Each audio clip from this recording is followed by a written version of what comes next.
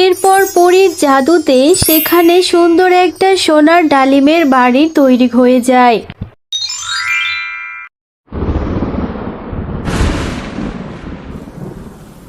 ও মামা, দেখো না বাইরে কত বৃষ্টি হচ্ছে। এই বৃষ্টিতে না আমার ভিজতে খুব ইচ্ছে করছে। হ্যাঁ রে টুম্পা, বাইরে অনেক বৃষ্টি হচ্ছে। ভাবছি এত বৃষ্টিতে এবছর বুঝি বন্যা না হয়ে যায়। ও মা, বন্যা হলে কি হবে? বন্যা হলে অনেক পানি হবে, আর বন্যা হলে যে আমাদের ঘরবাড়ি সবকিছু ভাসিয়ে নিয়ে যাবে। আমরা কোথায় থাকবো? হ্যাঁ রে মা টুম্পা, তুই এত দুশ্চিন্তা করিস না। আমি যে অন্য কিছু ভাবছি রে। ও মা, তুমি কি ভাবছো? তুমি কেন এত চিন্তা করছো? আমাদের ভাসিয়ে নিয়ে যাবে এজন্য তুমি দুশ্চিন্তা করছো?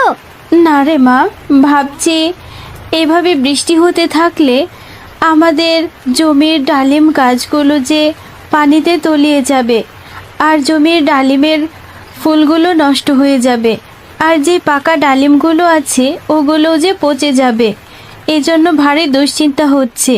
ও মা, তুমি একদম চিন্তা করো না। কালকে সকালে আমরা আমাদের জমির ডালিমগুলো তুলে নেব, এরপর বাজারে বিক্রি করে দিব।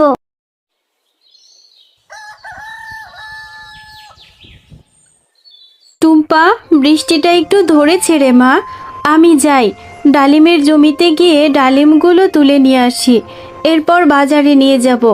ও মা, তুমি একা একাই যাবে? আমাকেও তোমার সাথে নিয়ে যাও। অত অত ডালিম যে তুমি একা একা কি করে তুলবে? আমি তোমাকে কাজে সাহায্য করব। হ্যাঁ, তুই তো ছোট বাচ্চা, তুই আমাকে কি করে সাহায্য করবি? আচ্ছা ঠিক আছে, এত করে যেহেতু বলছিস, চল তাহলে আমার সাথে। ও মা, দেখেছো আমাদের জমির ডালিম গাছের নিচে কত পানি জমে আছে? মনে হয় আমাদের গাছগুলো পচে যাবে। হ্যাঁ রে টুম্পা, তাই তো দেখছি। এভাবে বৃষ্টি হতে থাকলে 2-1 দিনের মধ্যেই আমাদের ডালিম গাছগুলোতে পানি জমে গাছগুলো নষ্ট হয়ে যাবে, ফুল ঝরে আমাদের পাকা পাকা ডালিমগুলো পচে যাবে।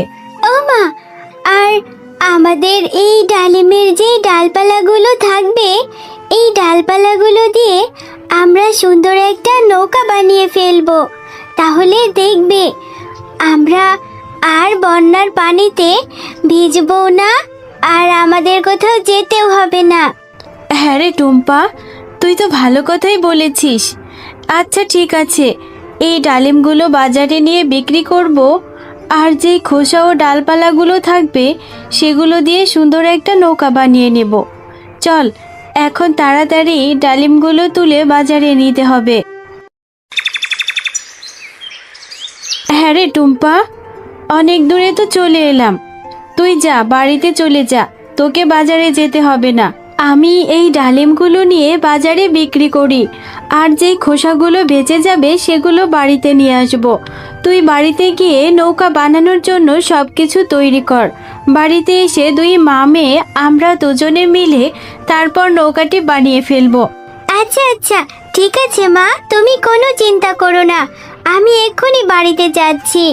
যে ডালপালাগুলো আছে ওগুলো আর যা যা লাগবে আমি সব কিছু রেডি করে রাখছি। তুমি ডালিমগুলো বিক্রি করে তাড়াতাড়ি সাবধানে বাসায় ফিরে এসো। এরপর শেফা শিয়ালিনী বাজারে গিয়ে সেই ডালিমগুলো বিক্রি করতে থাকে। ডালিমের জুসগুলো সস্তায় বিক্রি করাতে অনেক ক্রেতা হয়।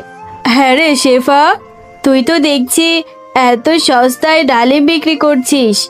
তোর তো দেখছি মাথা টাথা খারাপ হয়ে গেছে। এত দামের ডালিম তুই সস্তায় বিক্রি করছিস, আবার জুস করেও বিক্রি করছিস। হ্যাঁ গো বাঘিনী মামি, ভাবছি এবছর হয়তো অনেক বন্যা হবে।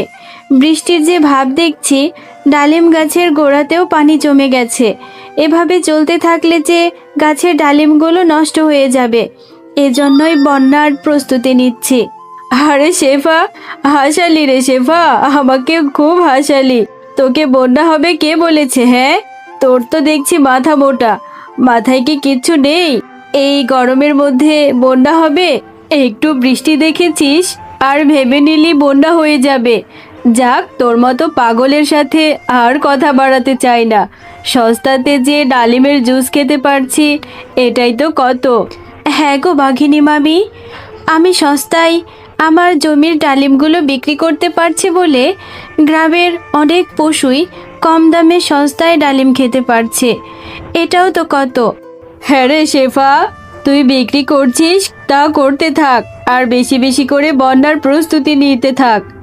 আমার তোর মতো পাগলের সাথে আর কথা বাড়াতে হবে না, আমি বাড়িতে চলে যাই।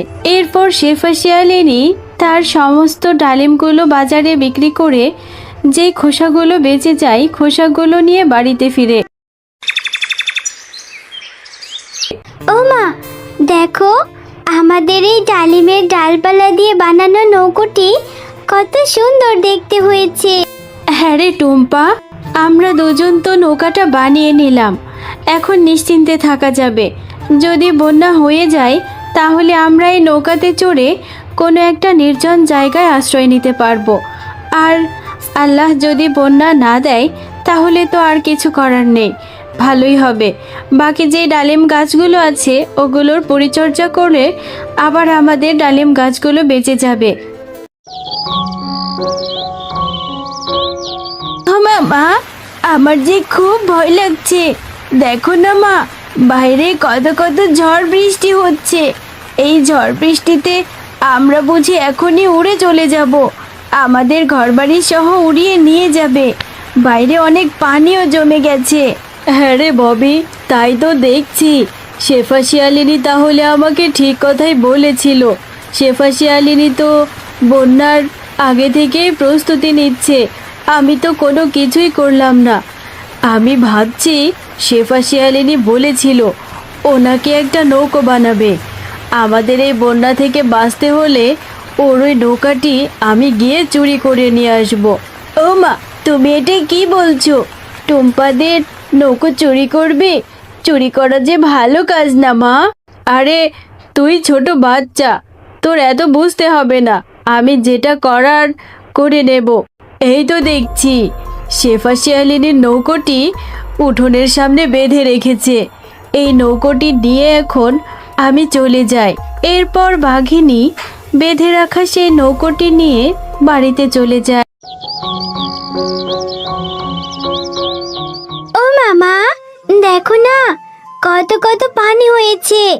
মা, আমাদের সেই নৌকোটি তো দেখতে পাচ্ছি না।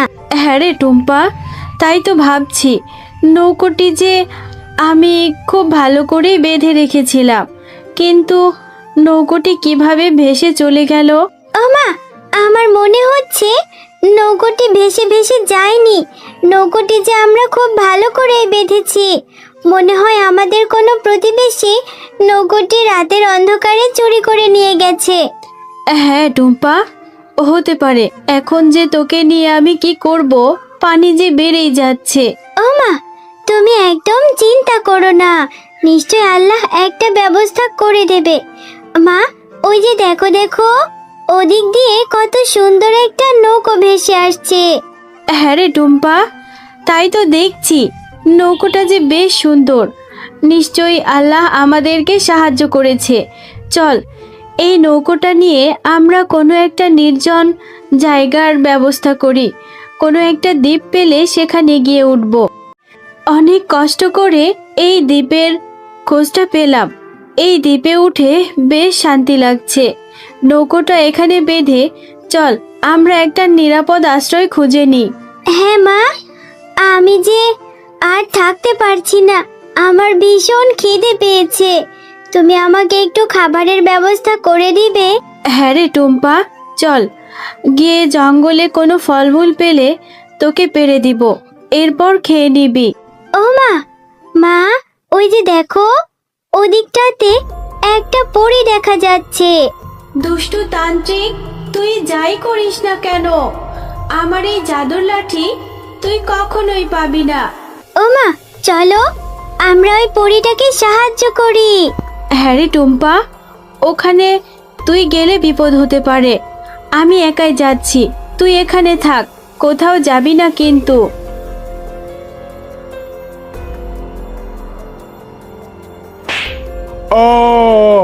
আমাকে ছেড়ে দাও, জ্বলে গেলাম, পুড়ে গেলাম। তুমি অনেক ভালো শিয়ালিনী, তুমি আমার জীবন বাঁচিয়েছো। কিন্তু এই নির্জন দ্বীপে তো কোনো পশু বা মানুষ কেউই আসে না, তুমি এখানে কি করছো? এরপর শেফা শিয়ালিনী তাদের সাথে ঘটে যাওয়া সব ঘটনা খুলে বলতে থাকে। ও আচ্ছা, বুঝতে পেরেছি, তুমি তোমার এই ছোট বাচ্চাটিকে নিয়ে যাতে নিরাপদে থাকতে পারো আমি সেই ব্যবস্থাই করে দিচ্ছি। এই নাও, আমি তোমাদের এই সোনার জাদুর ডালিম বাড়িটি দিয়ে দিচ্ছি। এই সোনার জাদুর ডালিম বাড়ির মধ্যে তোমরা তোমাদের প্রয়োজনীয় সবকিছু পেয়ে যাবে। তোমাকে অনেক ধন্যবাদ পরী, তুমি খুব ভালো। আমার মেয়েটাকে নিয়ে আমি যে একটু আশ্রয় পেয়েছি এটাই অনেক।